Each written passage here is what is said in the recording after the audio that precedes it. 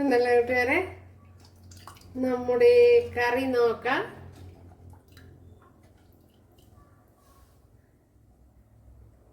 കണ്ടല്ലേ, ഇതുപോലെ ഇരിക്കുക. അടിപൊളി ടേസ്റ്റാണ്. അപ്പോഴും ഞാനിപ്പോൾ കഴിക്കുന്നില്ല കൂട്ടുകാരെ, സമയമായില്ല, അതുകൊണ്ടാണ്. ഇപ്പോൾ കൂട്ടുകാർക്ക് ഇഷ്ടമായാലൊന്ന് ലൈക്ക് ചെയ്യുക, കമൻറ്റ് ചെയ്യുക. ഓക്കെ,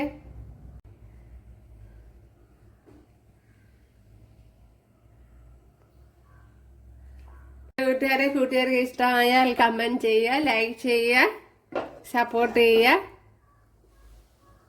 ഹായ് കൂട്ടുകാരെ, സെലിം ബ്ലോസിലേക്ക് സ്വാഗതം. ഇന്ന് തക്കാളി വെച്ചൊരു റെസിപ്പി നോക്കാം.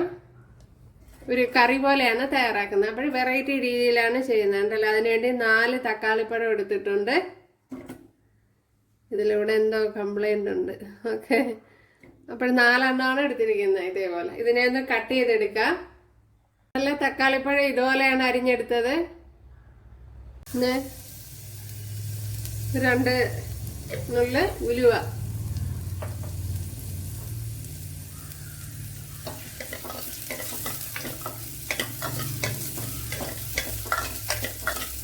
പത്തല്ലി വെളുത്തുള്ളി, ചെറിയ പീസ് ഇഞ്ചി, ഇത്രയും കട്ട് ചെയ്തിട്ട് ചേർത്ത് കൊടുത്തിട്ടുണ്ട്. വരണം. നമ്മുടെ വെളുത്തുള്ളിയൊക്കെ നല്ലോണം മൂത്ത് വന്നിട്ടുണ്ട്. ഇതിലേക്ക് കുഞ്ഞുള്ളി ചേർത്ത് കൊടുക്കാം.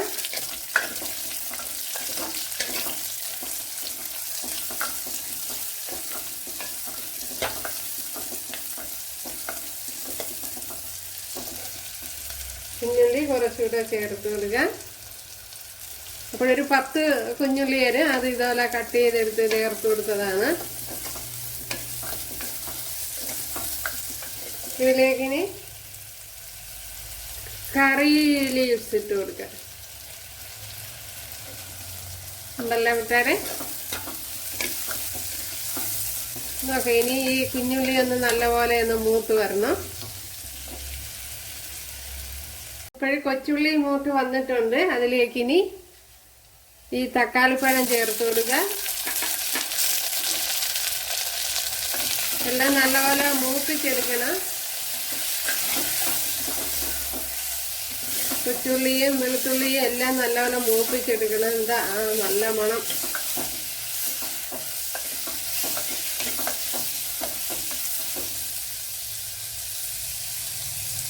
ഉണ്ടല്ലോ, ഇവിടെ തക്കാളിപ്പഴമൊക്കെ നല്ലതുപോലെ വെന്ത് ഉടഞ്ഞു വന്നിട്ടുണ്ട്. ഇതിലേക്കിനി നമുക്ക് പൊടി ഐറ്റങ്ങളൊക്കെ ചേർത്ത് കൊടുക്കാം. മഞ്ഞൾപ്പൊടി, ഞാനിപ്പോൾ 1/2 ടീസ്പൂണാണ് മഞ്ഞൾപ്പൊടി ചേർത്ത് കൊടുത്തത്. അതിനുശേഷം 1/2 ടീസ്പൂൺ എരിവില്ലാത്ത മുളക് പൊടി, 1/2 ടീസ്പൂൺ ജീരകം പൊടിച്ചത്,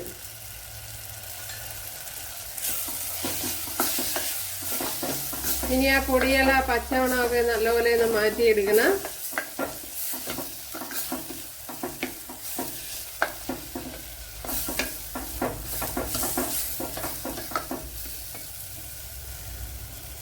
ഇതിലേക്ക് ഒരു പിടി തേങ്ങ എടുത്തിട്ടുണ്ട്.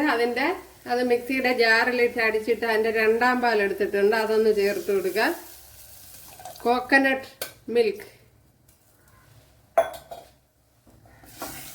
അപ്പോൾ 2ാം പാലാണ് ചേർത്ത് കൊടുത്തത്.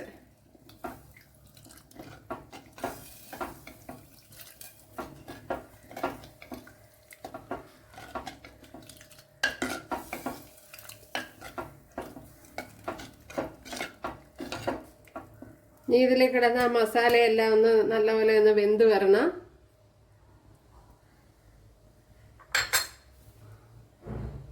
നമ്മുടെ കറി ഇവിടെ തിളച്ച് എല്ലാം നല്ല പരുവായിട്ടുണ്ട്. ഉണ്ടല്ലേ, അപ്പോൾ ഇതുവരെ നമ്മൾ ഉപ്പ് ചേർത്ത് കൊടുത്തില്ല. അപ്പോൾ ഇനി ഉപ്പ് ചേർത്ത് കൊടുക്കണം. അതിനു മുമ്പ് ആദ്യത്തെ പാൽ ഒഴിച്ചു കൊടുക്കുക. ഓക്കെ, നമ്മൾ ഫസ്റ്റ് കോക്കനട്ട് മിൽക്ക്. അപ്പോൾ ഇതിനി തിളയ്ക്കാൻ പാടില്ല, ഒന്ന് ചൂടായാൽ മതി. തീ ഓഫ് ചെയ്ത് കൊടുക്കുക. ഓക്കെ, ഇനി ആവശ്യത്തിനുള്ള ഉപ്പ് ചേർത്ത് കൊടുക്കുക.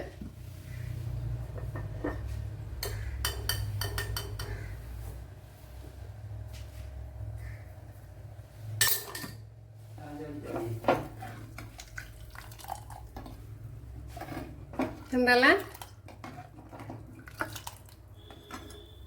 ഇപ്പോഴിത് കുറച്ച് തണുത്തിട്ടുണ്ട്. ഇതിലേക്ക് ഇനി പുളിപ്പിനാവശ്യമായ തൈര് ചേർത്ത് കൊടുക്കുക. കർഡ്,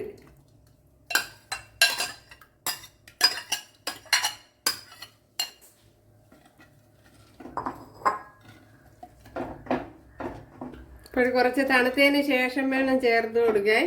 ചൂടോടെ ചേർത്ത് കൊടുത്താൽ ചിലപ്പം പിരിഞ്ഞു പോകും. സൂപ്പർ.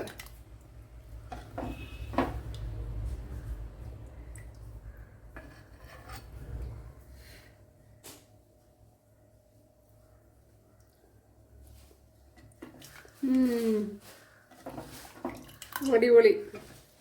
നല്ല പുളിപ്പുള്ള തൈര് ചേർത്ത് കൊടുക്കണം കൂട്ടുകാരെ, എന്നാലേ നല്ല ടേസ്റ്റ് കിട്ടും. ഇവിടെ 1.5 ടേബിൾ സ്പൂൺ വെളിച്ചെണ്ണ ചേർത്ത് കൊടുത്തിട്ടുണ്ട്. അതിലേക്ക് 2-3 കുഞ്ഞുള്ളി ഇട്ട് കൊടുക്കുക.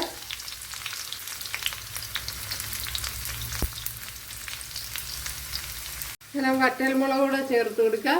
നമ്മുടെ കറി എന്താ കൂട്ടുകാരെ, അടിപൊളി.